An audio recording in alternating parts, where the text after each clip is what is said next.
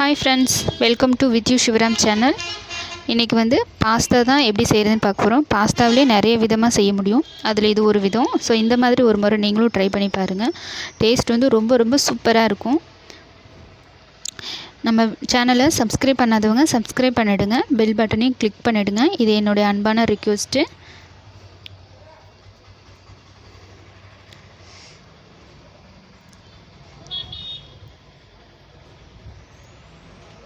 Video பிடிச்சிருந்தா like பண்ணுங்கள், share பண்ணுங்கள்.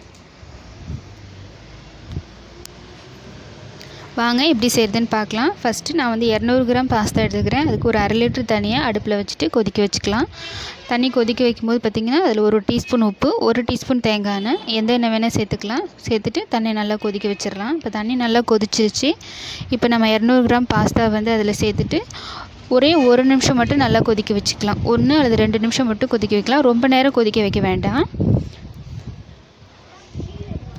இப்போது நல்லா தண்ணியில் 2 நிமிஷம் நல்லா கொதிச்சிருச்சு. இப்போ தண்ணியெலாம் நம்ம வடிகட்டிடலாம். இப்போ தண்ணியெல்லாம் வடிகட்டியாச்சு. இப்போ இது ஒரு ஓரமாக இருக்கட்டும். இப்போ ஒரு கடாயை சூடுபடுத்திட்டு 2 டீஸ்பூன் ஆயில் சேர்த்துக்கலாம்.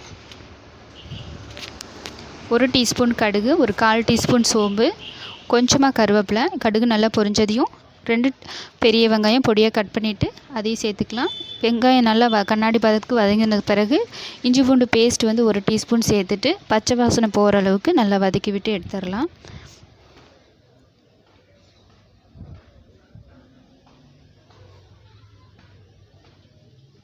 இப்போ பச்சை வாசனை போகிற அளவுக்கு நல்லா வதக்கி விட்டாச்சு. இந்த டைமில் 2 தக்காளி சீக்கிரமாக வதங்கிறதுக்காக தேவையான அளவு உப்பு சேர்த்துட்டு நல்லா வதக்கி விட்டுறலாம்.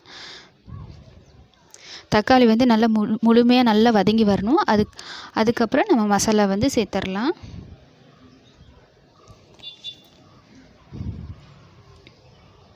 இப்போ பார்த்திங்கன்னா நல்லா தக்காளி நல்லா வதங்கி வந்துருச்சு. இந்த டைமில் நம்ம கொஞ்சமாக கொத்தமல்லி தழை, 1 டீஸ்பூன் மிளகு, 1/2 டீஸ்பூன் கரம் மசாலா, காஷ்மீர் மிளகாய்த்தூள் 1 டீஸ்பூன், 1/2 டீஸ்பூன் மஞ்சத்தூள் இதெல்லாம் சேர்த்துட்டு ஒரு 2 நிமிஷம் நல்லா எண்ணெயிலே வதக்கி விட்டுறலாம். நம்ம மிளகுத்தூள் 1 டீஸ்பூன் சேர்க்குறதுனால நல்லா காரம் தூக்கலாகவே இருக்கும். இப்போ 2 டீஸ்பூன் டொமேட்டோ சாஸ் சேர்த்துக்கலாம். இந்த டொமேட்டோ சாஸ் சேர்க்கும் போது டேஸ்ட் ரொம்ப நல்லாயிருக்கும். ட்ரை பண்ணி பாருங்கள். டொமேட்டோ சாஸ் எப்படி செய்கிறதுன்னு நான் நெக்ஸ்ட் வீடியோவில் அப்லோட் பண்ணுறேன்.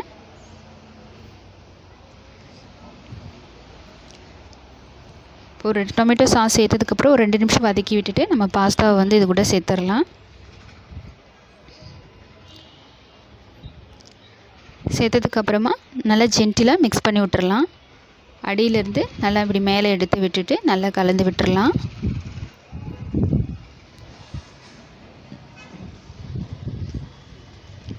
இப்போ பாருங்கள் நல்லா மிக்ஸ் பண்ணியாச்சு. இந்த டைமில் ஸ்டவ்வை ஆஃப் பண்ணிடலாம்.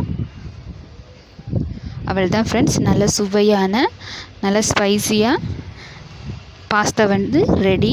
ரொம்ப டேஸ்ட்டாகவும் இருக்கும்.